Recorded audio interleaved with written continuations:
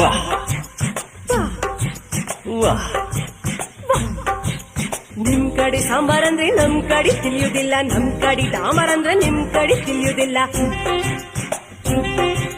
ನಿಮ್ ಕಡೆ ಶಿರಾ ಅಂದ್ರೆ ತಲೆ ಅಂತ ತಿಳ್ಕೊಂತೀರಿ, ನಮ್ ಕಡೆ ಶಿರಾ ಅಂದ್ರೆ ಕೇಸರಿ ಬಾತ್ ಅನ್ಕೊಂತೀವಿ.